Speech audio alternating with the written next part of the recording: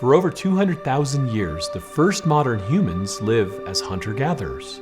In groups of 20 to 100, they're constantly on the move, chasing after the herds, finding edible plants, nuts, and berries.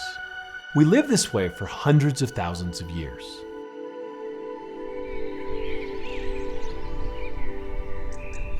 Then, around 10,000 BC, the agricultural revolution. People begin to stay put. Grow food, raise livestock, build a home. Family lifestyle replaces communal living. Survival now depends on having fertile land and natural resources.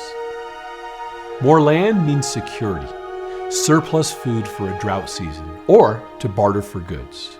Prosperity is born of self-interest and competition. This is where the game changes. Merchants, banks, and currencies spring up to promote trade. Private property, organized religion, government, and boundaries are introduced to manage all this, giving rise to chiefs, kings, and emperors. Class distinctions emerge: rulers, lords, and peasants. You see where this is going, right? Inequality, wealth disparity, the emergence of an elite. The fates of many now subject to the will of a few.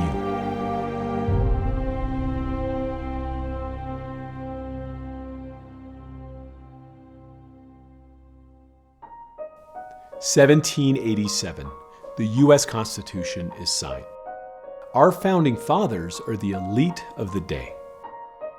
Fast forward to 1913, the creation of the Federal Reserve, the central bank that controls U.S. monetary policy. The Fed is the brainchild of a U.S. senator and executives from the wealthiest banks of the day. It certainly seems to be that there are a few very wealthy families over eons of time that have been controlling things. They got together in a train car at Jekyll Island years ago and said, we got to put these new banks that are coming up out west out of business because they're taking our business away from us. That was the premise, to create a cartel, if you will, of being able to control the banking system and to be able to control the money supply. Most people think the Federal Reserve is a bank. It is not, and it certainly doesn't have reserves. It's not federal. It's not a reserve. It's a privately held company. It's not federal, and it's not a bank. Okay, so it's neither of those two things, right? So the Federal Reserve is actually a Federal Reserve system of 12 reserve banks. So the idea was for banks, it would keep money flowing around if there was a problem, and it was sold to the American public as well. Therefore, your local bank, your region will have money, and it won't just sort of sit in Wall Street and not get to you if there's a problem. Now, in practice, that's not what's happened over the years. In practice, the Federal Reserve has helped Wall Street. Why? Because of the way it was actually structured. It's actually structured as a corporation, and by that I mean that there are certain shares that the biggest banks own in the Federal Reserve, and it's called an ownership of capital stock. So big banks, more shares, little banks, less shares. Then you get to see a little bit more of who has the power in terms of the Federal Reserve. And so if there's a problem now on Wall Street or with a big bank, technically that bank has ownership in a company that can electronically create money, which the Federal Reserve can do and does, in order to help it solve whatever monetary problem it might have. Now, it's situated in Washington, so the other piece of the Federal Reserve is that its budget actually comes from the government. And so there's a very, very strong political connection there. Also, their budget, everything from their pens to their chairs to their travel expense accounts to their utility bills, are all paid for by taxpayers. So let me get this straight. The Fed is a private corporation with banks as shareholders. The bigger the bank, the more power it has. The board is chosen by government, and its operating costs are paid for by our taxes. The Fed prints as much money as it likes, raises or lowers interest rates as it sees fit. But the question is, sees fit for whom? Taxpayers? Wall Street? The banks? Is it me, or did we all just fall down this rabbit hole together? I think our government makes money, the topic of money, so complicated that people don't understand it. So all they know is to go to work, draw a paycheck, invest in a 401k or stocks, bonds, and mutual funds, and they think that's how they're going to make money.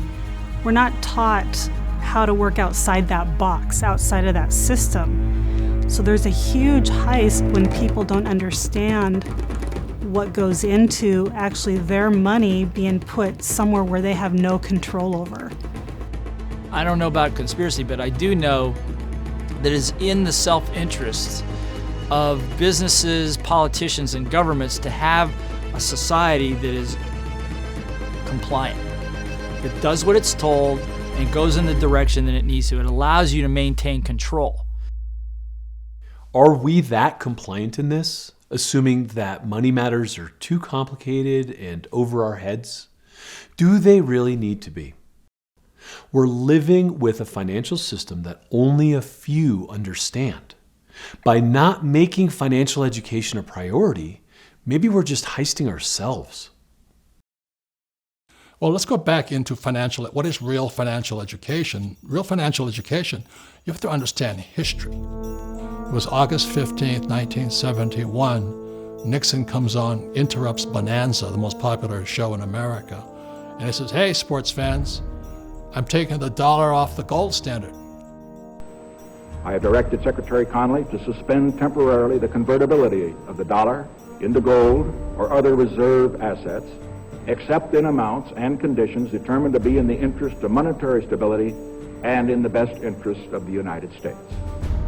Hey, it's Dr. Pedram Shojai, the host of the Great Heist film. We are doing a free screening of this film. You just saw a clip. You could see the entire film for free. Click right here and you'll get access.